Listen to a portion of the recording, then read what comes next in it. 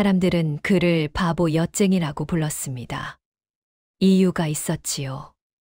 한양 변돌이 남들이 모두 잠든 한밤중에 홀로 엿을 고르는 사내가 있었으니까요. 그것도 7년째 같은 자리에서 같은 시각에 똑같은 방식으로 말입니다. 참, 저 무연이란 자는 낮에도 안 팔리는 엿을 밤에 고르면 뭐 하냐. 원래 모자란 놈 아니었나. 궁에서도 쫓겨난 주제에 동네 사람들의 입에서 이런 말이 오갔지요. 하지만 무연은 그런 소리를 들어도 아무 대꾸하지 않았답니다. 고개조차 들지 않았어요. 그저 묵묵히 불을 살피고 엿을 저으며 달빛만 바라볼 뿐이었습니다. 무연은 31살이었습니다. 노비 출신이었지요. 궁의 부엌에서 불을 지피던 몸이었으나 7년 전 궁이 줄어들면서 내쳐진 신세였답니다. 그때 무연의 나이 24. 한창 일할 나이에 궁 밖으로 나왔으니 무슨 일이든 할 수 있었을 법도 한데요. 하지만 무연은 다른 일을 찾지 않았습니다. 이제 그에게 남은 건 낡은 솥 하나와 누구도 사가지 않는 엿뿐이었지요. 낮에 엿을 조금 팔아 근근히 끼니를 때우고 밤이 되면 또 엿을 고르는 게 전부였답니다. 그래도 무연은 엿을 고릅니다. 매일 밤 달이 뜨면 시작해 달이 질 때까지 말이에요. 손에 물집이 잡히도록 엿을 저었고 연기에 눈이 따가워도 불 앞을 떠나지 않았답니다. 왜냐고요? 어머니의 마지막 말이 있었기 때문입니다. 무연이 24살 되던 해봄이었습니다. 어머니가 병석에 누웠지요. 궁에서 빨래를 하다 차가운 물에 손발이 얼어붙어 결국 몸져 누운 것이랍니다. 무연은 밤낮으로 어머니를 간호했어요. 하지만 어머니의 몸은 점점 차가워져만 갔답니다. 그날 밤 어머니가 무연의 손을 꼭 잡았습니다. 어머니의 손은 얼음장처럼 차가웠지요. 무연은 그 손을 두 손으로 감싸 쥐었답니다. 입김을 불어넣어 보기도 하고 자신의 뺨에 대어 보기도 했어요. 하지만 어머니의 손은 점점 더 차가워졌습니다. 무연아. 어머니의 목소리는 가늘었습니다. 무연은 귀를 어머니 입가에 바짝 가져다 댔지요. 어미가 너한테 물려줄게. 아무것도 없구나. 어머니의 눈에서 눈물이 주르륵 흘렀답니다. 아닙니다, 어미. 무연이 떨리는 목소리로 말했지요. 괜찮습니다. 저는 괜찮습니다. 아니다. 어머니가 고개를 저었습니다. 그래도 한 가지만은 꼭 지켜다오. 어머니는 힘겹게 숨을 몰아쉬며 말을 이었답니다. 굴더라도 엿만큼은 고르거라. 무연은 고개를 끄덕였지요. 어머니를 안심시키고 싶었으니까요. 엿은 달다. 어머니의 목소리가 점점 작아졌습니다. 달면 사람 마음이 부드러워진다. 그러면 언젠가 내게도 좋은 일이. 어머니는 끝까지 말을 잊지 못했습니다. 그대로 눈을 감았지요. 무연은 그날 밤을 잊을 수 없었습니다. 어머니의 차가운 손, 가늘게 떨리던 목소리, 마지막으로 자신을 바라보던 그 눈빛. 무연은 어머니의 유언을 지켰답니다. 7년 동안 단 하루도 빠짐없이 엿을 고렸지요. 손에 물집이 잡혀도 연기에 눈이 따가워도 추운 겨울밤에도 엿을 고렸습니다. 하지만 무연은 어머니의 말을 믿지 않았어요. 좋은 일 따위 없다. 무연은 그렇게 생각했답니다. 세상에 좋은 일이 어디 있겠습니까? 노비로 태어나 노비로 살다가 결국 아무것도 남기지 못하고 죽는 게 자신의 운명이라고 여겼지요.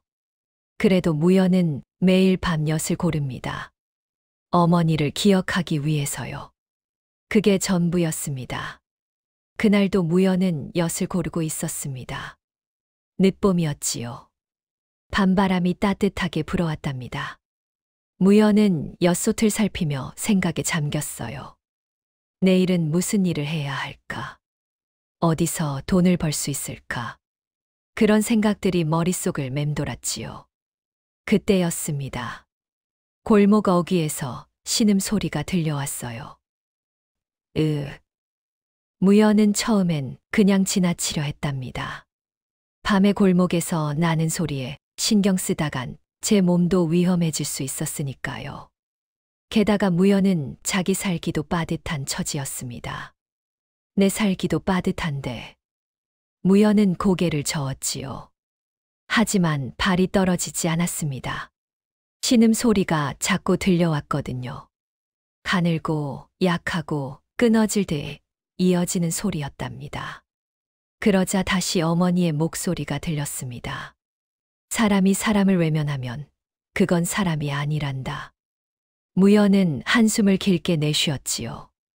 그리고 엿솥에 불을 줄였답니다. 골목으로 발걸음을 옮겼어요. 골목은 어두웠습니다. 달빛도 잘 들지 않는 좁은 골목이었지요. 무연은 조심스럽게 안으로 들어갔답니다. 눈을 가늘게 뜨고 어둠 속을 살폈어요. 그리고 그 모습을 보았습니다. 쓰러진 여인이 있었지요. 무연은 숨이 턱 막혔답니다. 여인의 모습은 처참했어요. 거친 베옷은 흙먼지로 범벅이 되어 있었고 머리카락은 헝클어져 얼굴을 덮고 있었습니다.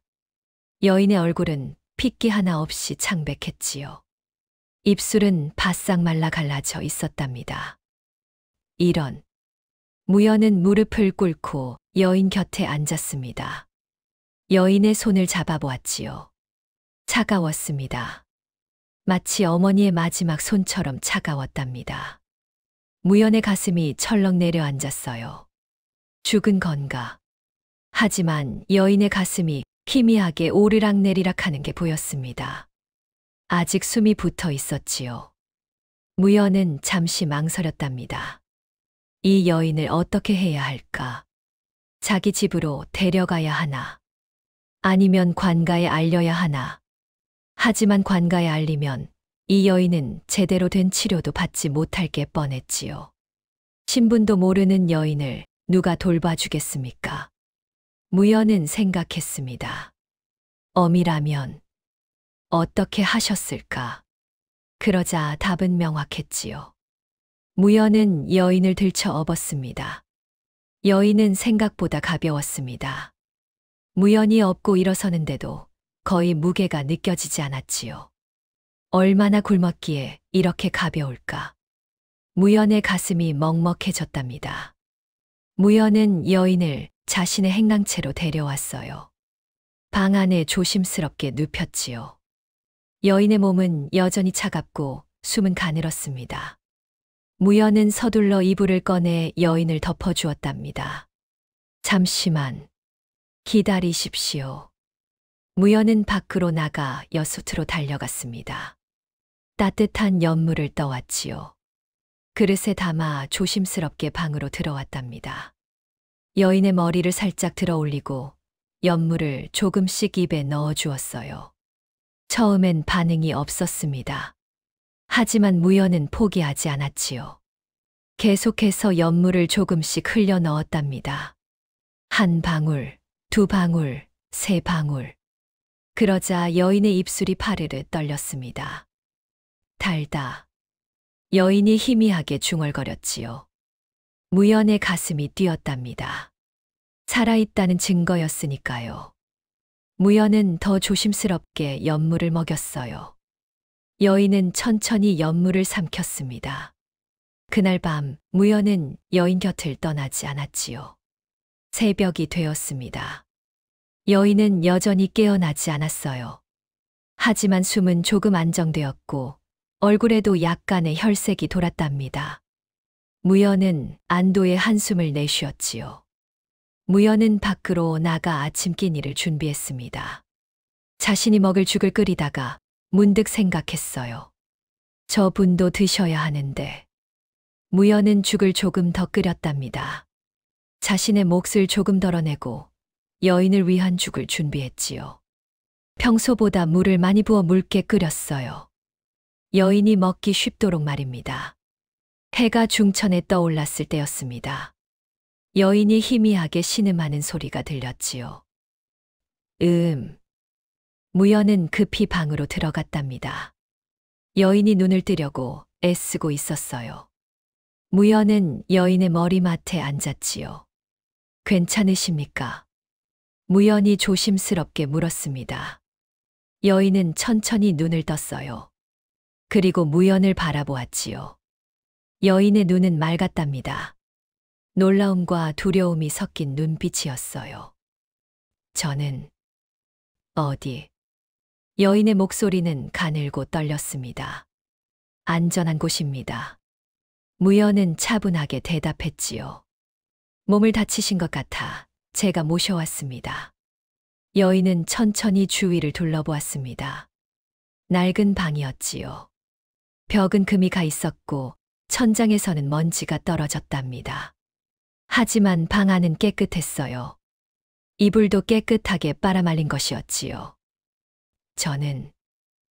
제가 여인이 말을 잊지 못했습니다. 목이 메었거든요. 천천히 하십시오. 무연이 물그릇을 들어 여인에게 건넸지요. 물을 조금 드시겠습니까? 여인은 고개를 끄덕였답니다. 무연이 여인의 머리를 조심스럽게 들어 올려주었어요. 여인은 떨리는 손으로 물그릇을 받아들었습니다. 물을 한 모금 마시자 여인의 얼굴이 조금 펴졌지요. 고맙습니다. 여인이 작은 목소리로 말했습니다. 무연은 고개를 저었지요. 아닙니다. 무연이 돌아서며 말했답니다. 몸이 나으시면 떠나셔도 됩니다. 여인은 무연의 뒷모습을 한참 바라보았습니다. 무연의 어깨는 좁았고 옷은 남루했지요. 군데군데 기운 자국이 보였답니다. 하지만 그 뒷모습이 어쩐지 든든해 보였어요. 여인의 눈에 눈물이 맺혔답니다.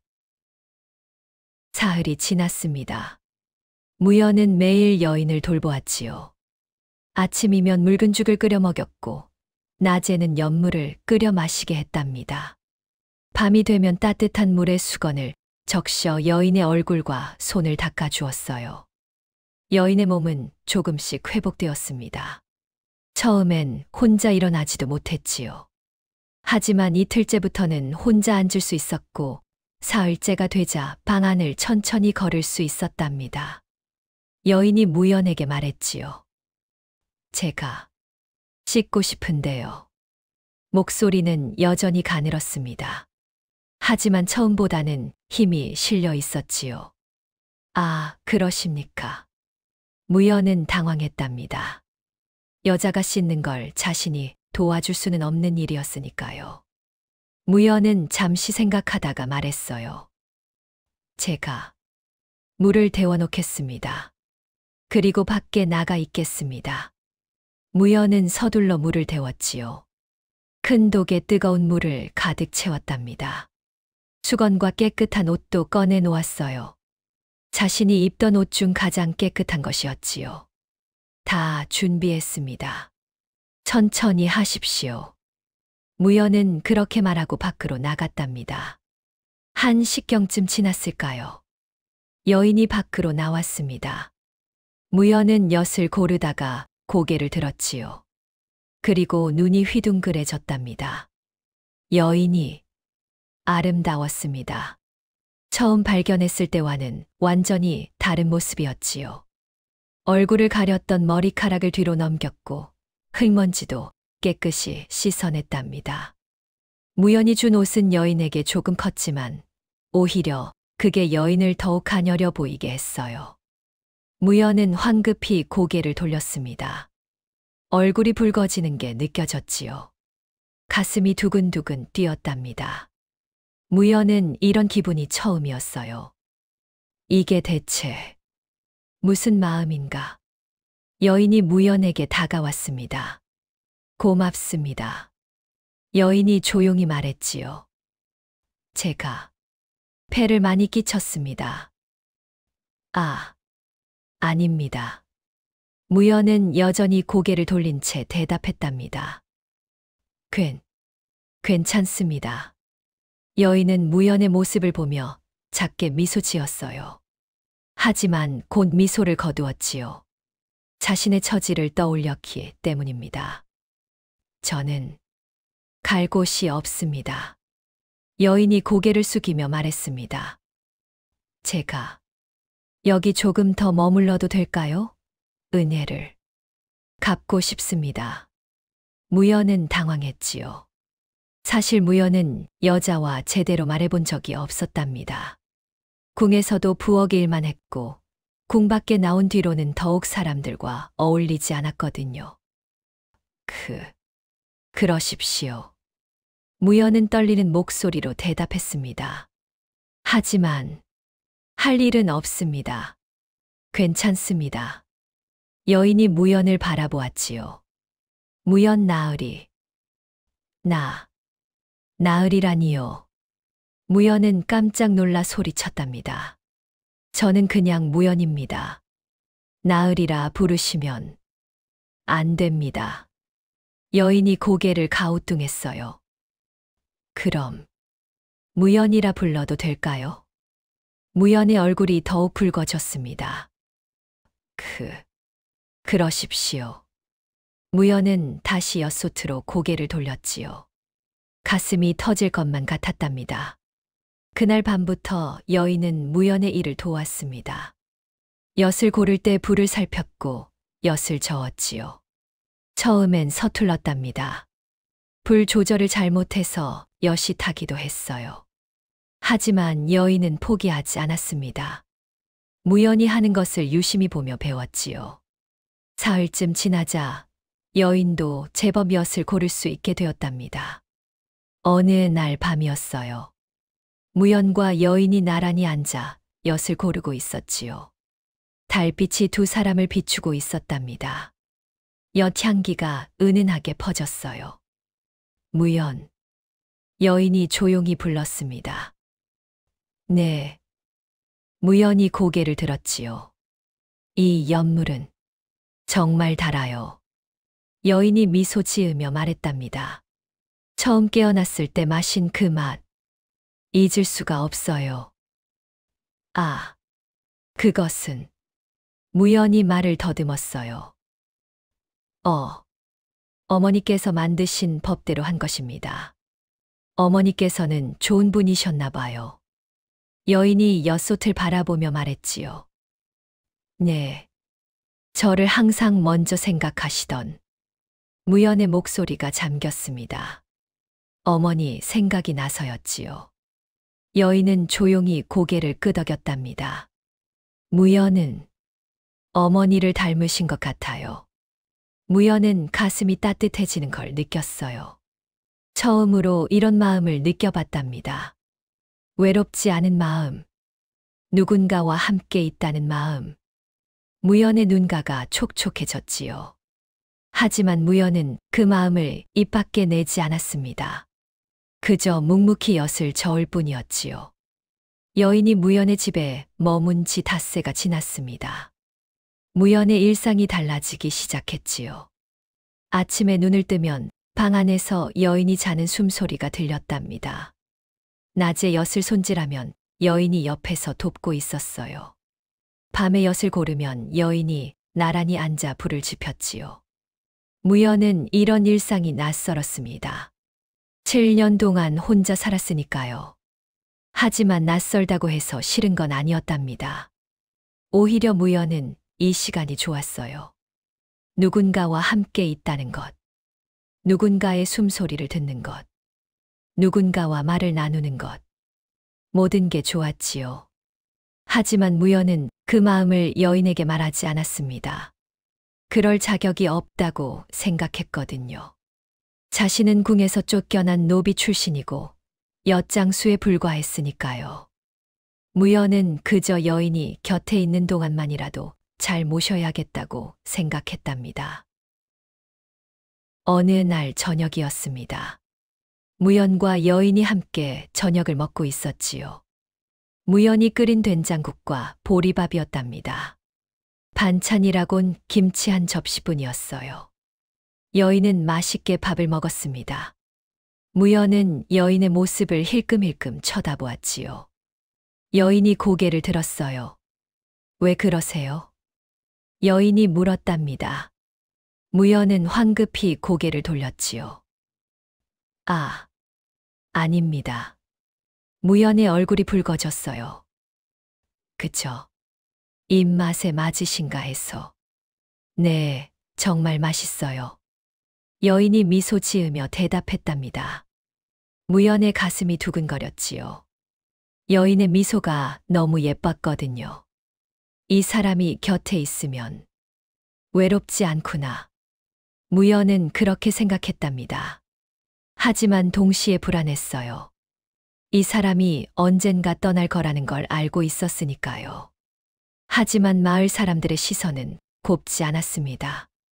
이틀 뒤였지요. 무연이 마을 우물에 물을 길러 갔을 때였답니다. 마을 사람들이 모여서 수군거리고 있었어요. 저 무연이 말이야, 집에 여자를 들였다더라. 신분도 모르는 떠돌이를 말이냐? 그러게 말이야. 어디서 온 건지도 모르는데. 무연은 그 소리를 들었지만 아무 말도 하지 않았답니다. 물동이에 물을 가득 채우고 돌아서려는데 한 사람이 무연을 불렀어요. 무연. 마을에서 제일 나이 많은 김씨 영감이었습니다. 무연은 고개를 숙여 인사했지요. 예, 영감님. 그 여자 말이야. 영감이 담배대를 빨며 말했답니다. 어디서 온 건지 알기나 하냐? 그것은. 무연이 머뭇거렸어요. 사실 무연도 여인에 대해 아는 게 없었답니다. 이름도 나이도 어디서 왔는지도 물어본 적이 없었지요. 모르겠습니다. 무연이 솔직하게 대답했답니다. 영감이 혀를 찼어요. 그것 봐라. 그러니까 조심해야 한다는 거야. 하지만 됐다. 어차피 내일이니. 영감이 손을 저었습니다. 무연은 고개를 숙이고 집으로 돌아왔지요. 그날 밤 무연은 여인에게 물어보기로 했습니다. 두 사람이 엿을 고르고 있을 때였지요. 무연이 조심스럽게 입을 열었답니다. 실례가 안 된다면. 네. 여인이 고개를 들었어요. 성함이 어떻게 되십니까? 무연의 목소리는 떨렸습니다. 여인은 잠시 침묵했지요.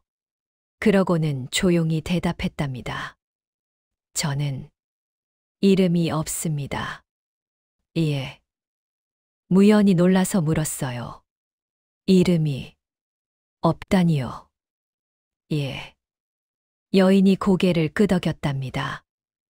제가 기억하는 이름은 없습니다.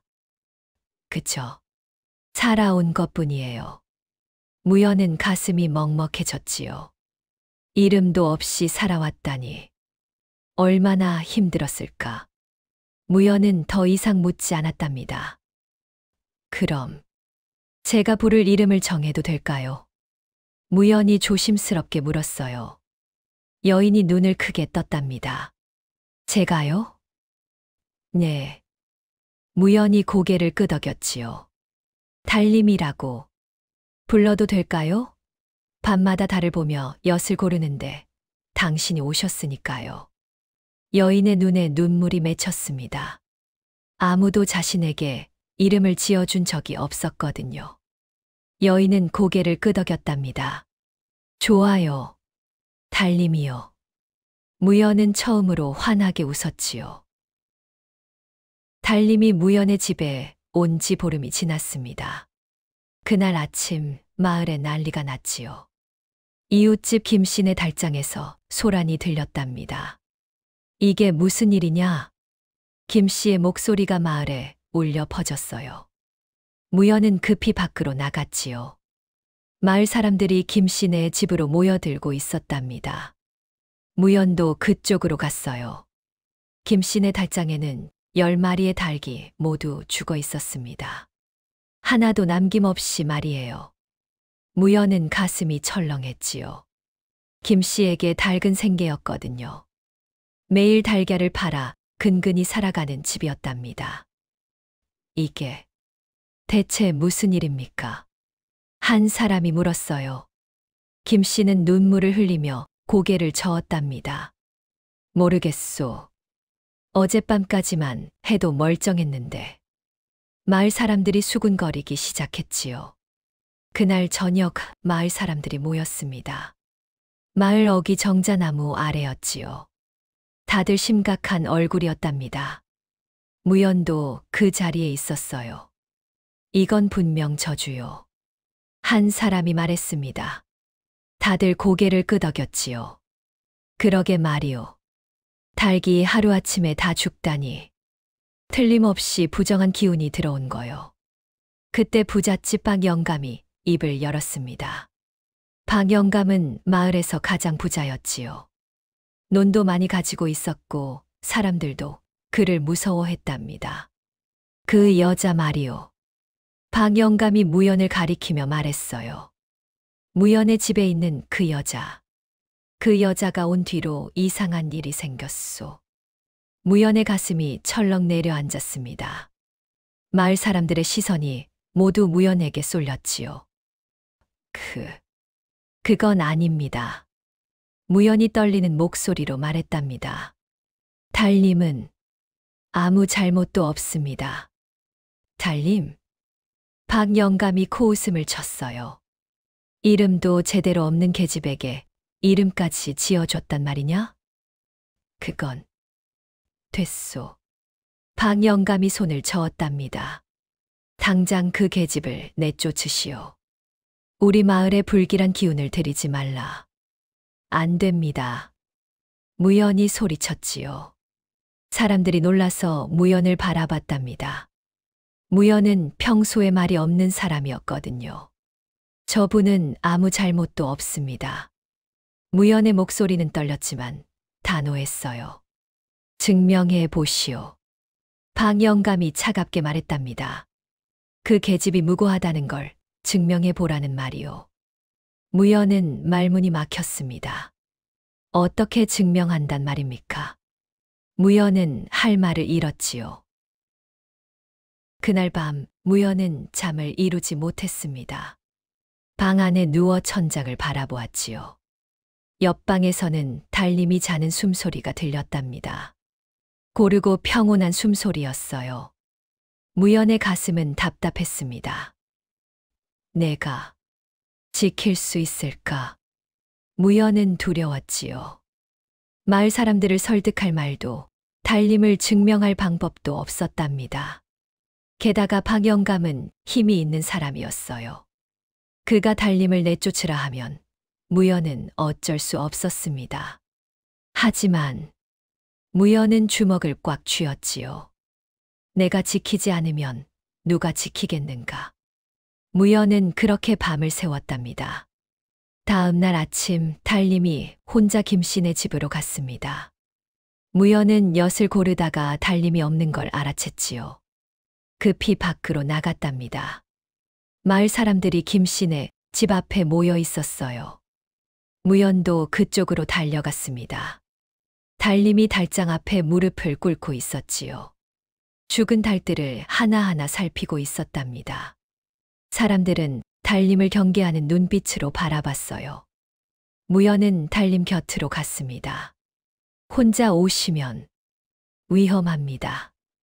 무연이 작은 목소리로 말했지요. 달님이 고개를 들었답니다. 괜찮아요. 달님의 목소리는 차분했어요. 하지만 손은 떨리고 있었답니다. 무연은 달님이 두려워하고 있다는 걸 알았지요. 그런데도 이렇게 나선 겁니다. 달님은 죽은 닭의 부리를 자세히 들여다보았어요. 그리고 발톱도 살폈답니다. 한참을 그렇게 살피더니 달장 바닥에 짚을 집어들었지요. 냄새를 맡아보았답니다. 달님의 얼굴이 굳었어요. 이 집. 달님이 중얼거렸습니다. 썩었어요. 뭐라고요? 김씨가 다가왔지요. 달림이 짚을 김 씨에게 보여주었답니다. 이 짚이 오래되어 썩었습니다. 검은 곰팡이가 생겼어요. 달림의 목소리는 떨렸지만 또박또박했답니다. 이걸 닭이 먹으면 병에 걸립니다. 그래서 죽은 거예요. 사람들이 웅성거렸지요. 하지만 박영감이 비웃었답니다. 그게 무슨 소리요? 짚이 썩어서 닭이 죽는다고. 맞습니다. 달림이 고개를 끄덕였어요. 이 짚을 태워보시면 알 수 있습니다. 사람들은 반신반의했지만 짚을 태워보기로 했습니다. 김 씨가 짚 한 묶음을 가져와 불을 붙였지요. 짚이 타오르기 시작했답니다. 그런데 이상한 일이 벌어졌어요. 검은 연기가 피어올랐습니다.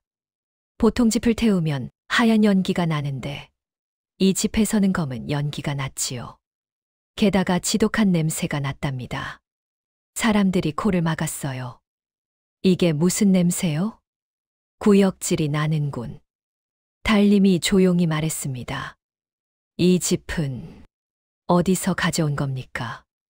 김 씨가 대답했지요. 마을 창고에서 가져왔소. 모두들 거기서 짚을 가져다 쓰지 않소. 그럼 창고를 확인해 보세요. 달림이 말했답니다. 아마 창고 어딘가에 물이 새고 있을 겁니다. 그래서 짚이 썩은 거예요. 사람들이 창고로 갔습니다. 창고 안을 샅샅이 뒤졌지요. 그러자 과연 창고 한쪽 천장에서 물이 새고 있는 게 발견되었답니다.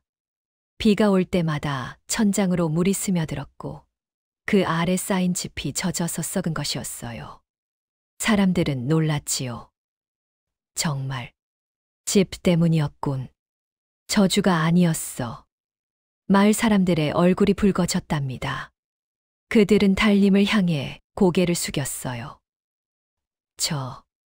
저희가 오해를. 김 씨가 떨리는 목소리로 말했습니다. 달림은 고개를 저었지요. 괜찮습니다. 달림의 목소리는 담담했답니다. 하지만 무연은 알았어요. 달림의 손이 여전히 떨리고 있다는 걸 말이에요. 무연은 달림의 손을 꼭 잡았습니다. 달림이 무연을 바라보았지요. 무연은 아무 말도 하지 않았답니다. 그저 달림의 손을 꼭 잡고 있을 뿐이었어요. 일주일이 지났습니다. 마을 사람들은 달림을 조금 다르게 보기 시작했지요. 하지만 박영감은 여전히 못마땅해했답니다. 달림이 자신의 체면을 구겼다고 생각했거든요. 그러던 어느 날 새벽이었습니다. 마을 창고를 지키던 최 씨가 소리를 질렀지요. 도둑이야, 쌀이 없어졌어. 마을 사람들이 황급히 모여들었답니다. 무연도 달림과 함께 창고로 갔어요. 창고 안을 보니 쌀 세 가마니가 감쪽같이 사라져 있었습니다. 어젯밤까지 분명히 있었는데 최 씨가 땀을 뻘뻘 흘리며 말했지요. 아침에 보니 이렇게. 마을 사람들이 웅성거렸답니다. 이번엔 또 무슨 일이야? 쌀이 저절로 사라질 리가 없지 않소. 그러자 또 박영감이 나섰습니다. 또 저 여자 때문이요. 박영감이 달림을 가리키며 말했어요. 저 여자가 온 뒤로 이상한 일만 생기지 않소. 무연의 주먹이 떨렸지요. 화가 났답니다. 하지만 무연은 참았어요. 화를 내면 오히려 달림에게 해가 될 수 있었으니까요. 그런데 그날 밤부터 더 이상한 일이 벌어졌습니다. 밤마다 마을의 개들이 미친 듯이 짖기 시작한 것이에요. 자정 무렵이 되면 마을 전체의 개들이 일제히 짖어댔답니다. 하루 이틀도 아니고 사흘째 밤까지 계속되었지요. 사람들은 잠을 이룰 수 없었답니다. 나흘째 되던 날 저녁 마을 사람들이 다시 모였습니다. 이번에는 무연의 집 앞이었지요. 사람들의 얼굴에는 분노가 가득했답니다. 이제 더 이상 참을 수 없소. 한 사람이 소리쳤어요. 쌀도 사라지고 개도 밤마다 짖고. 이게 다 무슨 일이오? 맞소. 저 여자 때문이요. 박 영감이 무연의 집 문을 두드렸답니다. 아니, 두드렸다기보다 발로 찼어요. 무연, 당장 나와. 무연은 방 안에서 달림을 감싸고 있었습니다. 달림은 무서워서 떨고 있었지요. 무연의 가슴이 찢어지는 것 같았답니다. 내가 지킬 수 있을까? 무연의 마음이 흔들렸어요. 저 많은 사람들을 상대로 달림을 지킬 수 있을까? 무연은 두려웠답니다. 하지만 그때 달림에 떨리는 손을 느꼈지요. 차갑고 작고 떨리는 손. 무연의 눈빛이 단단해졌습니다. 무연이 문을 열고 나갔지요. 사람들이 무연을 에워쌌답니다. 무연은 떨렸어요. 하지만 고개를 들고 사람들을 바라봤습니다. 저 분은 아무 잘못도 없습니다. 무연의 목소리는 떨렸지만 단호했지요. 증명할 수 있소. 박 영감이 비웃었답니다. 쌀도 사라지고 개도 짖는데 그 여자가 무고하다고 증명할 수 있단 말이오? 무연이 말을 잊지 못했어요. 그때 달림이 문을 열고 나왔습니다. 제가 사흘만 시간을 주세요. 달림의 목소리는 가늘게 떨렸답니다. 무연은 깜짝 놀라서 달림을 바라봤지요. 사흘. 박 영감이 코웃음을 쳤어요. 사흘이면 뭘 할 수 있단 말이오? 사흘 안에 원인을 찾지 못하면. 달림이 입술을 깨물었답니다. 제가 스스로 떠나겠습니다. 무연의 얼굴이 창백해졌지요. 안 됩니다. 무연이 소리쳤답니다. 달림이 무연을 바라보았어요. 달림의 눈에는 눈물이 맺혀 있었지요. 괜찮아요, 무연. 달림이 작은 목소리로 말했답니다. 제가 해결할게요. 무연의 가슴이 무너져 내리는 것 같았습니다. 그날 밤부터 달림은 마을을 살폈습니다. 창고 주변을 돌아다니고 개들이 짖는 시각을 확인했지요. 무연이 함께 지켰답니다. 무연은 달림 곁을 한시도 떠나지 않았어요. 이틀째 밤 달림이 창고 바닥에서 무언가를 발견했습니다. 여기 구멍이 있어요. 달림이 구멍을 가리키며 말했지요. 쥐구멍처럼 보였지만 쥐구멍치고는 너무 컸답니다. 달림이 구멍 주변의 쌀을 집어들었어요. 한참을 살피더니 고개를 저었지요. 이상해요. 뭐가요? 무연이 물었답니다. 쥐가 가져갔다면 이빨 자국이 있어야 하는데 이 쌀알들은 깨끗해요. 달림의 목소리가 떨렸어요. 누군가 일부러 가져간 거예요. 무연은 가슴이 철렁했지요. 도둑이 있다는 뜻이었으니까요. 사흘째 밤이었습니다. 달림이 무연에게 말했지요.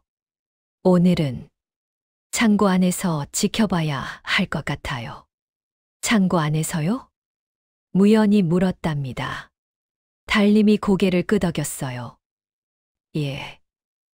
아마 안에서 일어나는 일일 거예요. 달림의 목소리는 차분했답니다. 하지만 무언가를 확신하는 듯 했지요. 무연은 고개를 끄덕였습니다. 그날 밤 달림과 무연은 창고 안 어두운 곳에 숨었습니다. 쌀 가만히 뒤에 몸을 숨기고 숨을 죽였지요. 한참을 기다렸답니다. 다리가 저리고 목이 뻐근했어요. 하지만 두 사람은 움직이지 않았습니다. 자정이 지나고 1시경쯤 흘렀을 때였습니다. 드디어 움직임이 느껴졌습니다. 창고 문이 조용히 스르륵 열렸지요. 달빛이 문틈으로 스며들었답니다. 누군가의 그림자가 천천히 안으로 들어왔어요. 무연은 숨을 죽였습니다. 달림도 움직이지 않았지요. 그림자가 가까이 왔습니다. 달빛에 얼굴이 비쳤답니다. 최 씨였습니다. 최 씨는 주위를 살피더니 쌀 가마니에서 쌀을 조금씩 자루에 담기 시작했지요. 손놀림이 익숙했답니다. 처음이 아닌 듯 했어요. 무연은 가슴이 철렁 내려앉았습니다. 창고를 지키는 사람이 도둑이었다니. 최 씨. 달님이 조용히 말했습니다. 최 씨는 깜짝 놀라 뒤돌아봤지요. 손에 들고 있던 자루를 떨어뜨렸답니다. 쌀이 바닥에 쏟아졌어요. 누구요? 최 씨의 목소리가 떨렸답니다. 달님과 무연이 그림자 속에서 나왔습니다. 최 씨는 두 사람을 보고 얼굴이 하얗게 변했지요. 달님, 무연, 왜 이러십니까? 달님이 차분하게 물었답니다. 하지만 달님의 목소리에는 슬픔이 묻어 있었어요. 최 씨는 그 자리에 주저앉았습니다. 무릎이 꺾였지요.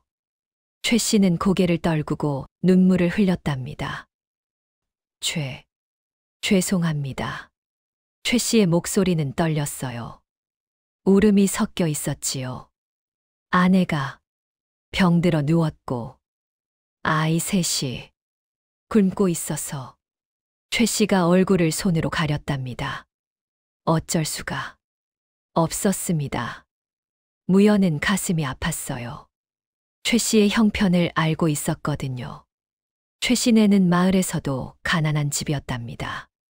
그래서 마을 사람들에게 창고에 도둑이 들었다고 먼저 소리치신 건가요? 달님이 조용히 물었지요. 최 씨가 고개를 끄덕였답니다. 죄송합니다. 의심받을까봐 겁이 났습니다. 최 씨는 계속 눈물을 흘렸어요. 다음 날 아침 마을 사람들이 모였습니다. 달님이 말했지요. 쌀을 가져간 사람을 찾았습니다. 사람들이 숨을 죽이고 기다렸답니다. 달님이 천천히 말했어요. 창고직이 최 씨입니다. 사람들이 놀라서 웅성거렸지요. 최 씨는 고개를 숙이고 있었답니다. 하지만 달님이 말을 이었어요. 최 씨는 아주 조금씩만 가져갔습니다. 그리고 나중에 갚으려 했어요. 최 씨의 가족은 정말 굶주리고 있었습니다. 달님이 사람들을 돌아보았지요. 제 생각에는 최 씨에게 벌을 주기보다 마을에서 서로 도와야 할 것 같습니다. 사람들은 잠시 침묵했답니다. 그러다 한 사람이 말했어요. 그러고 보니 우리도 어려울 때 서로 도왔지 않았나. 맞소. 최 씨네가 어렵다는 걸 우리가 더 신경 썼어야 했소. 마을 사람들은 최 씨가 괘씸했지만 한편으로는 용서했습니다. 그리고 최 씨네 가족을 돕기로 했지요. 최 씨는 눈물을 흘리며 여러 번 고개를 숙였답니다. 감사합니다. 정말 감사합니다. 무연은 달님을 바라보았어요.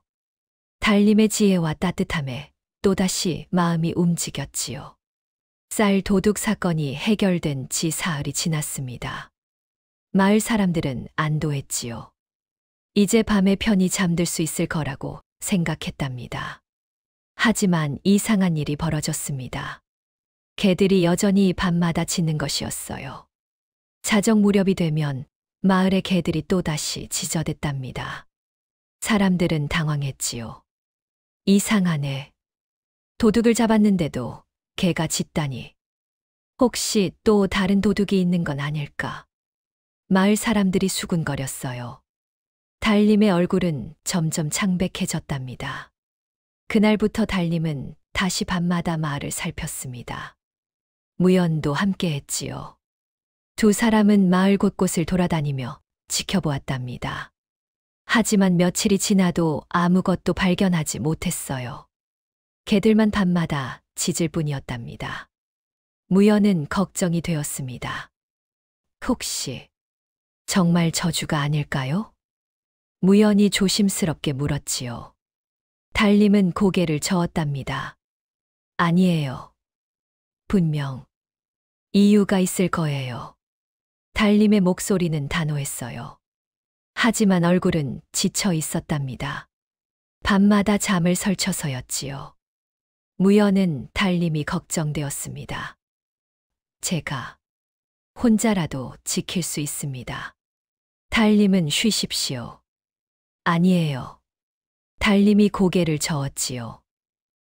저도 함께 있고 싶어요. 무연의 가슴이 뛰었답니다. 그로부터 나흘째 되던 밤이었습니다. 달님과 무연은 마을 어귀 근처에 숨어 있었지요. 자정 무렵 개들이 짖기 시작했답니다. 그리고 얼마 지나지 않아 검은 옷을 입은 사내 하나가 마을을 지나갔습니다. 사내는 빠른 걸음으로 마을을 가로질러 갔지요. 얼굴을 가리고 있었답니다. 그 순간 달님의 눈이 커졌습니다. 숨이 턱 막혔지요. 달님의 손이 떨리기 시작했답니다. 저 자는. 달님은 그 사내를 알고 있었습니다. 아니, 정확히는 어디선가 본 적이 있었지요. 달님의 얼굴이 하얗게 변했어요. 온몸이 얼어붙었지요. 저 자가 여기까지. 달님의 손이 차갑게 얼어붙었답니다. 호흡이 가빠졌어요. 달님은 재빨리 몸을 숨겼습니다. 무연히 속삭였습니다. 저 자를 잡아야 하지 않겠습니까? 무연히 일어나려 했지요. 하지만 달님이 무연의 팔을 꼭 잡았답니다. 안 돼요. 달님의 목소리가 떨렸어요. 무연은 놀라서 달님을 바라봤지요. 왜요? 저 자가 개를. 안 돼요. 달님이 다시 말했답니다. 달님의 손은 얼음장처럼 차가웠어요. 온몸이 떨리고 있었지요.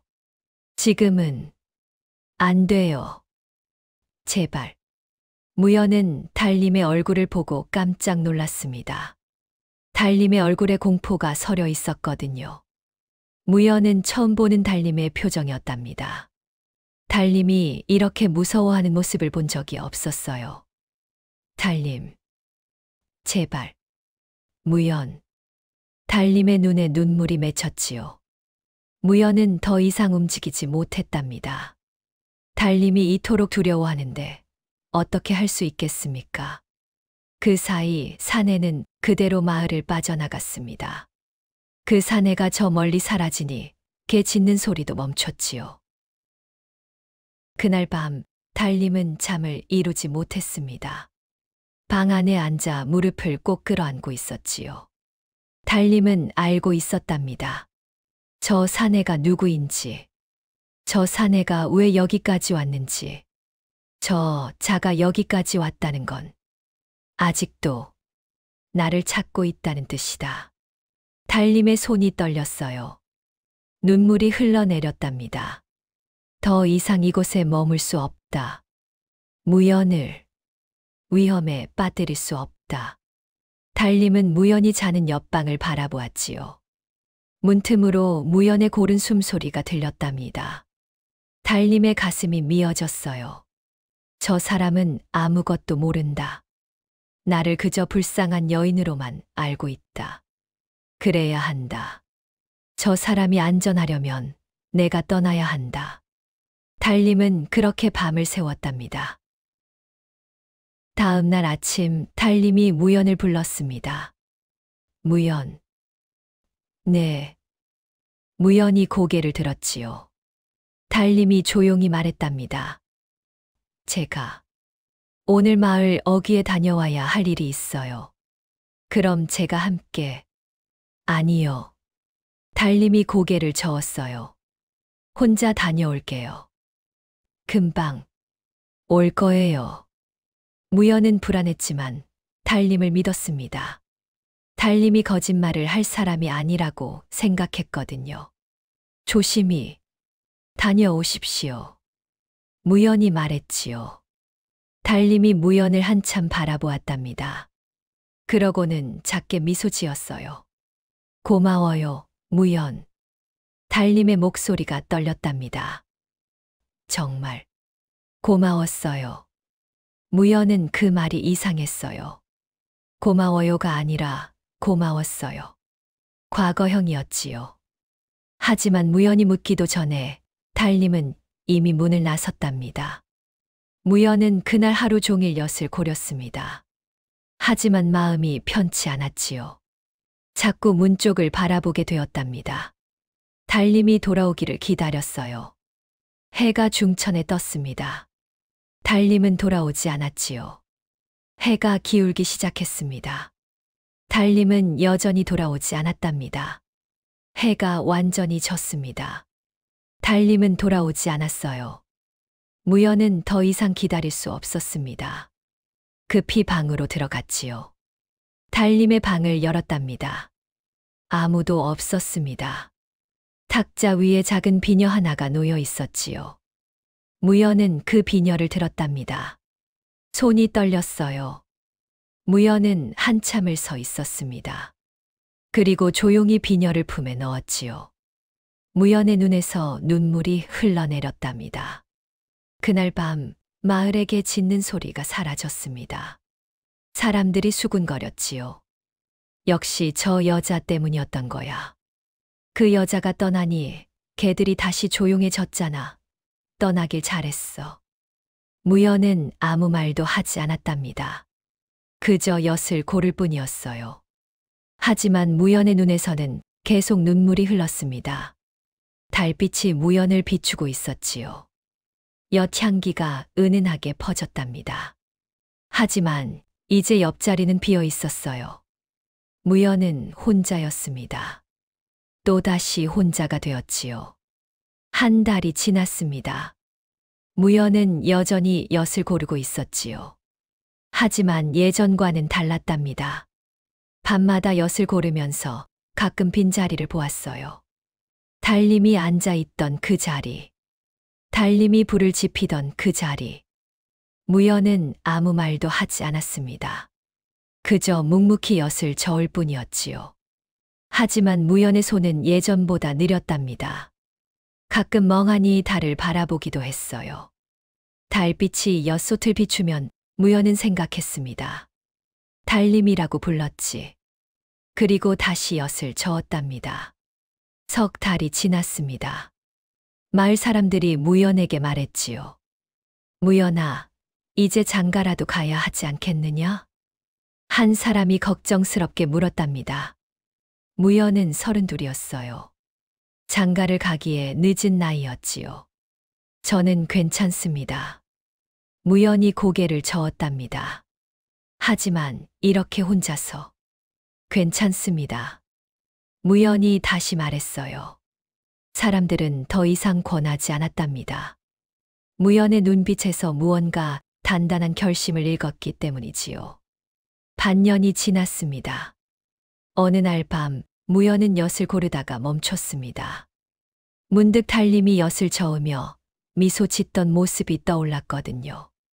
달님의 가늘고 작은 손, 달님의 맑은 눈, 달님의 부드러운 목소리. 무연은 잠시 그 자리에 서 있었지요. 가슴이 저려왔답니다. 눈가가 뜨거웠어요. 하지만 무연은 눈물을 흘리지 않았습니다. 그저 깊은 숨을 한 번 쉬고 다시 엿을 저었지요. 잘 계실까? 무연은 그렇게 생각했답니다. 가을이 왔습니다. 무연은 품에서 비녀를 꺼냈지요. 달빛에 비녀를 비춰보았답니다. 작고 소박한 비녀였어요. 무연은 비녀를 한참 바라보았습니다. 이 비녀가 달님이 남긴 유일한 것이었지요.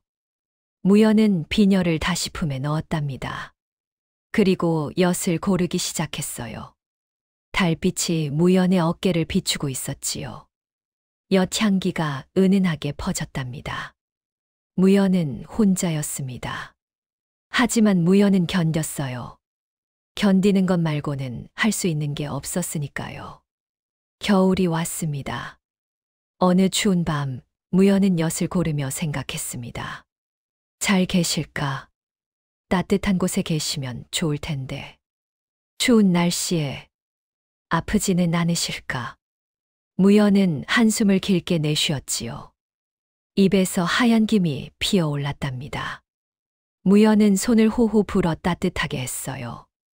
그리고 다시 불을 살폈습니다. 살아가는 것, 그것뿐이었지요. 1년이 되던 날이었습니다. 무연은 달님이 떠난 날을 기억하고 있었지요. 그날도 평소와 다름없이 엿을 고렸답니다. 다만 가끔 빈 자리를 보았어요. 그리고 다시 엿을 저었지요. 무연은 이제 33이었습니다. 9년 전 궁에서 나왔을 때는 24이었지요. 그때부터 혼자 살았답니다. 달님을 만나기 전까지는 외롭다는 것도 몰랐어요. 하지만 이제는 알았습니다. 외로움이 무엇인지. 하지만 무연은 그 외로움을 받아들였지요. 그것이 자신의 삶이었으니까요. 그날 오후였습니다. 무연이 마을 우물에 물을 길러 갔을 때였지요. 갑자기 말발굽 소리가 들렸답니다. 무연은 고개를 들었어요. 궁에서 온 포졸들이었습니다. 붉은 옷을 입은 포졸 5명이 말을 타고 마을로 들어왔지요. 마을 사람들이 놀라서 모여들었답니다. 포졸들은 위험이 있었어요. 허리에는 칼을 차고 있었지요. 무연이라는 자가 누구냐? 포졸 하나가 큰 소리로 물었답니다. 마을 사람들이 수군거렸어요. 무연이 무슨 일을 저질렀나? 설마 죄를 지은 건 아니겠지. 무연은 물동이를 내려놓았습니다. 손이 떨렸지요. 궁에서 자신을 찾는다니. 무연은 두려웠답니다. 하지만 숨을 깊이 들이마시고 앞으로 나섰어요. 저입니다. 무연의 목소리는 떨렸답니다.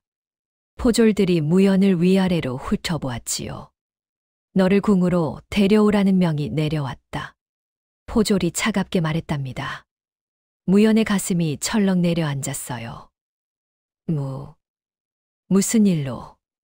묻지 말고 따라오기만 하면 된다. 포졸이 손짓했습니다. 무연은 할 말을 잃었지요.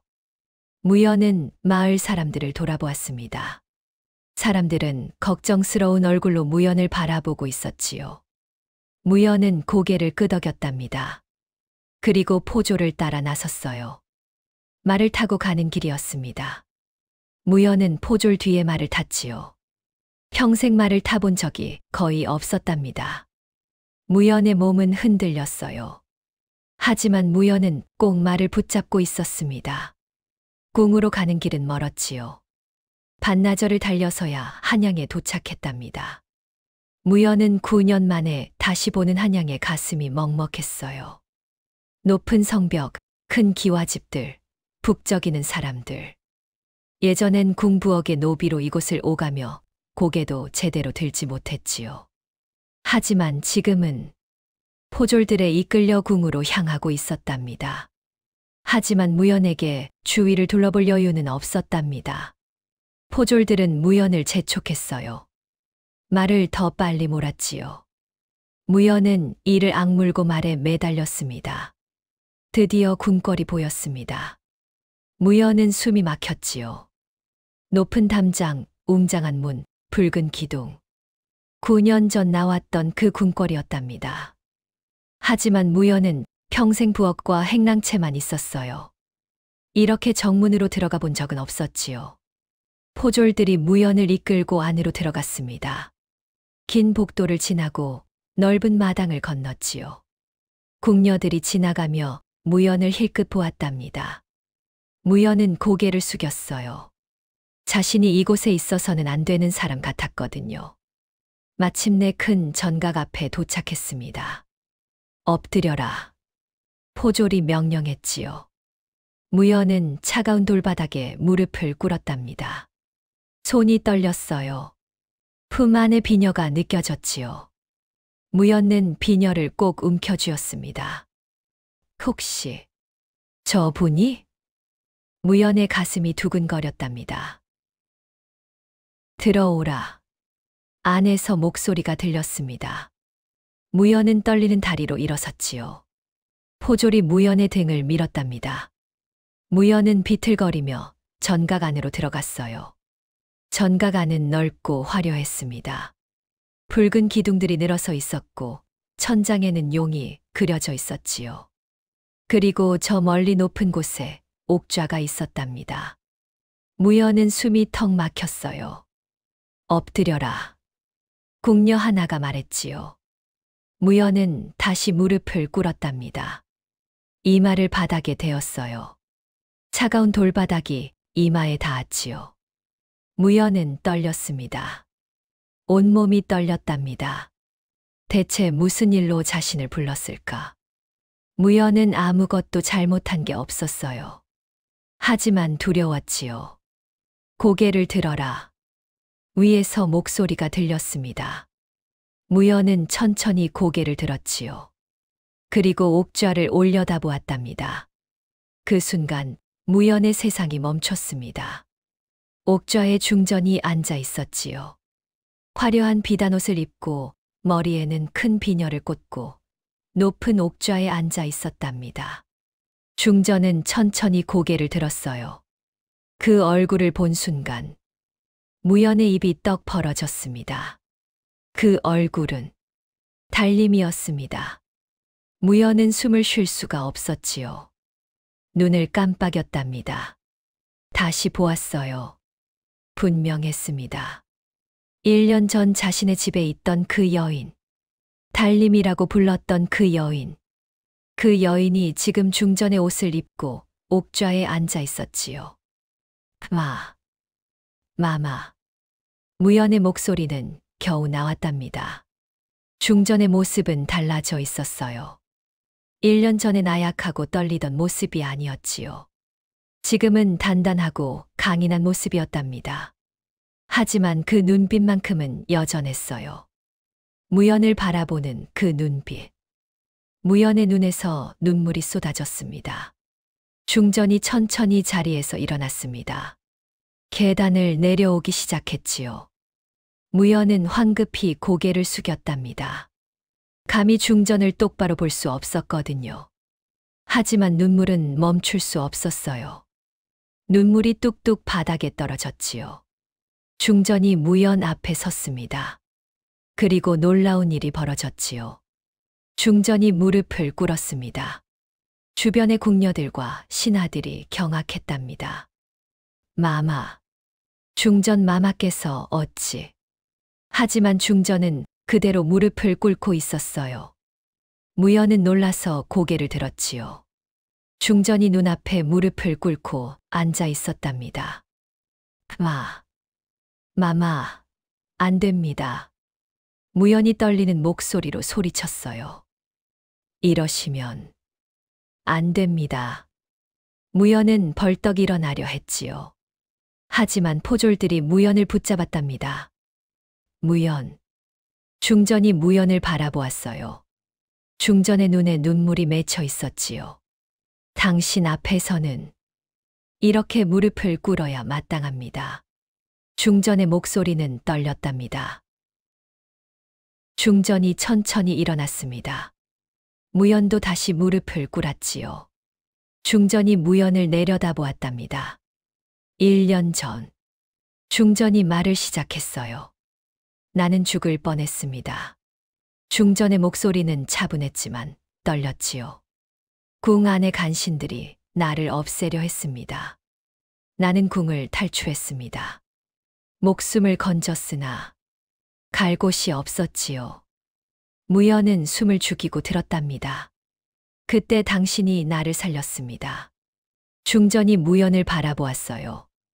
당신은 내가 누군지도 모르고 나를 살렸습니다. 따뜻한 연물을 먹였고 방을 내어주었지요. 마을 사람들이 나를 내쫓으려 할 때도 당신은 혼자 나를 지켜주었습니다. 중전의 눈에서 눈물이 흘렀답니다. 그날 밤, 나는 그 사내를 보았습니다. 중전의 목소리가 더욱 떨렸어요. 나를 해치려던 자들의 사람이었습니다. 나는 알았습니다. 더 이상 그곳에 머물 수 없다는 것을, 당신을 위험에 빠뜨릴 수 없다는 것을. 무연의 가슴이 터질 것 같았지요. 나는 떠났습니다. 중전이 말을 이었답니다. 하지만 떠나는 것이 너무 힘들었습니다. 당신에게 한마디 인사도 못하고 그렇게 떠나야 한다는 게 중전의 목소리가 잠겼어요. 무연은 고개를 들었지요. 중전이 눈물을 흘리고 있었답니다. 미안했습니다, 무연. 중전이 떨리는 목소리로 말했어요. 하지만 나는 도망치지 않기로 했습니다. 나는 궁으로 돌아와 그 사내를 뒤쫓았습니다. 그가 만나는 자들을 보았고 주고받는 것들을 확인했지요. 중전이 숨을 깊이 들이마셨답니다. 그렇게 배후를 밝혀냈습니다. 나는 전학계 모든 증거를 올렸고 역적들은 모두 처단되었습니다. 그래서 개 짖는 소리도 사라진 것입니다. 그 사내가 사라졌으니까요. 무연은 숨이 멎을 것 같았지요. 무연. 중전이 무연의 손을 잡았습니다. 무연은 깜짝 놀랐지요. 중전의 손은 따뜻했답니다. 1년 전 그 차가운 손이 아니었어요. 당신이 아니었다면 나는 죽었을 것입니다. 중전의 목소리가 떨렸답니다. 당신이 준 연물의 단맛, 당신이 지펴준 불의 따뜻함, 당신이 보여준 선함, 그것들이 나를 살렸습니다. 중전이 무연을 바라보았어요. 나는 1년 동안 늘 당신의 은혜에 감사하며 살았습니다. 당신에게 은혜를 갚고 싶었습니다. 무연의 눈물이 멈추지 않았지요. 마마. 소희는. 그쵸. 무연은 품에서 비녀를 꺼냈답니다. 떨리는 손으로 비녀를 꺼냈어요. 이것만 간직하고 있었을 뿐입니다. 중전이 그 비녀를 보았습니다. 중전의 눈이 커졌지요. 잘 간직해 주었구려. 중전이 미소 지었답니다. 눈물을 흘리며 미소 짓는 모습이었어요. 중전이 비녀를 다시 무연의 손에 쥐어 주었습니다. 이 비녀는 내가 어릴 적부터 지니던 것입니다. 당신에게 남긴 것입니다. 중전이 무연의 손을 꼭 쥐었지요. 계속 간직하십시오. 이것이 우리의 인연의 증표입니다. 무연은 비녀를 꼭 쥐고 눈물을 흘렸답니다. 마마. 소희는. 당신은 아무것도 바라지 않고 나를 살렸습니다. 중전이 무연을 바라보았어요. 그것이 얼마나 귀한 일인지 나는 이제 알고 있습니다. 중전의 목소리가 떨렸답니다. 나는 평생 당신을 잊지 않을 것입니다. 당신은 나의 은인입니다. 나의 생명의 은인입니다. 무연은 더 이상 말을 잇지 못했지요. 그저 눈물을 흘릴 뿐이었답니다. 중전이 자리로 돌아갔습니다. 다시 옥좌에 앉았지요. 그리고 엄숙하게 명을 내렸답니다. 무연의 노비 신분을 벗겨주고 양인의 신분을 주노라. 중전의 목소리가 전각에 울려 퍼졌어요. 그리고 한양 중심가에 큰 가옥을 하사하며 궁중에 들어오는 모든 엿은 무연의 손에서 만들어진 것으로 하라. 또한 이 엿당이라는 상호를 내리노니 대대로 이어가도록 하라. 신하들이 고개를 숙였지요. 무연은 꿈을 꾸는 것만 같았답니다. 노비 신분에서 벗어나다니 평생 상상도 못한 일이었지요. 마마. 소희는. 무연이 떨리는 목소리로 말했어요. 받으십시오. 중전이 단호하게 말했답니다. 이것은 명입니다. 무연은 더 이상 거절할 수 없었지요. 고개를 깊이 숙였답니다. 그리고 이것도. 중전이 궁녀에게 무언가를 가져오라 손짓했습니다. 궁녀가 작은 주머니를 가져왔지요. 중전이 그것을 무연에게 건넸답니다. 무연이 주머니를 열어보니 말린 엿이 들어 있었어요. 이것은. 무연이 고개를 들었지요. 당신이 만든 엿입니다. 중전이 조용히 말했답니다. 내가 떠나던 날 아침 마지막으로 먹었던 그 엿입니다. 나는 이것을 가지고 갔습니다. 힘들 때마다 조금씩 먹으며 버텼지요. 무연의 눈에서 다시 눈물이 흘렀답니다. 마마. 고맙습니다, 무연. 중전이 무연을 바라보았어요. 당신이 있었기에 내가 있을 수 있었습니다. 무연는 아무 말도 할 수 없었지요. 그저 비녀와 엿주머니를 꼭 쥐고 눈물을 흘릴 뿐이었답니다. 2년이 흘렀습니다. 무연은 35이 되었지요. 그리고 한양 제1의 엿장인이 되었답니다. 의엿당이라는 큰 간판이 걸린 상점에서 날마다 수십 명의 사람들이 엿을 사갔어요. 무연의 엿은 한양에서 제일 맛있다고 소문이 났지요. 특히 궁중에 들어가는 엿이라는 것 때문에 더욱 귀했답니다. 무연은 이제 부자가 되었습니다. 큰 집에서 살았고 종들도 두었지요. 좋은 옷을 입었고 맛있는 음식을 먹었답니다. 하지만 무연은 여전히 밤이 되면 직접 엿을 고렸어요. 달빛 아래 조용히 불을 살피고 엿을 저으며 그날을 떠올렸답니다. 쓰러진 여인을 업던 그날 밤, 떨리던 그 마음. 무연은 알고 있었습니다. 자신이 얻은 것은 재물도 명예도 아니라고요. 한 사람을 외면하지 않았던 그 선택이 옳았다는 것. 그것이 가장 큰 보상이라고. 무연은 비녀를 꺼내 바라보았습니다. 달빛에 비녀가 반짝였지요. 무연은 비녀를 다시 품에 넣었답니다. 그리고 엿을 고르기 시작했어요. 그해 겨울이었습니다. 궁에서 사람이 와서 무연에게 쪽지를 전했지요. 중전 마마께서 무연 나리께 이 쪽지를 전하랍니다. 무연은 떨리는 손으로 쪽지를 받았답니다. 쪽지를 펼쳤어요. 달빛 아래 엿고르는 당신을 나는 지금도 기억하고 있습니다. 궁 안에서 당신을 생각하면 그때의 단 엿물 맛이 떠오릅니다. 당신은 나를 살렸고 나는 당신의 은혜를 평생 잊지 않을 것입니다. 궁 밖에서 나를 응원해 주십시오. 나도 여기서 당신을 응원하고 있습니다. 무연의 눈에 눈물이 맺혔습니다. 무연은 비녀를 꼭 쥐고 밤하늘을 올려다보았지요. 달이 떠 있었답니다. 같은 달을 보며 궁 안에서도 중전이 자신을 생각하고 있을까? 무연은 그렇게 믿었어요. 무연은 알고 있었습니다. 자신과 중전은 서로 다른 세계에 살고 있지만 같은 달빛 아래 서로를 기억하고 응원하고 있다는 것을. 그것만으로도 충분했답니다. 무연은 다시 엿을 고르기 시작했습니다. 달빛이 엿소 뒤로 내려앉았고 달콤한 엿향기가 피어올랐지요. 그것은 이제 먹기 위한 엿이 아니었답니다. 잊지 않기 위한, 기억하기 위한, 은혜를 되새기기 위한 달빛 같은 약속이었어요. 무연은 엿을 고르며 생각했습니다. 어미, 당신 말이 맞았습니다. 엿은 달고 사람 마음을 부드럽게 하고 좋은 일이 찾아왔습니다.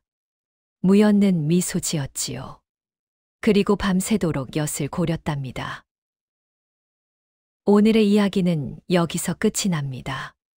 아무도 보지 않을 때의 선택이 당신의 진짜 모습을 말해줍니다. 대가를 바라지 않는 선행은 언젠가 당신이 상상하지 못한 방식으로 돌아옵니다. 하찮은 사람은 없습니다. 당신이 외면한 그 사람이 당신의 운명을 바꿀 수도 있으니까요. 오늘 당신 곁을 스쳐 지나간 누군가에게 건넨 작은 친절이 훗날 당신의 인생을 비추는 달빛이 될지도 모릅니다. 오늘의 이야기가 재미있으셨다면 구독과 좋아요 부탁드립니다. 고맙습니다.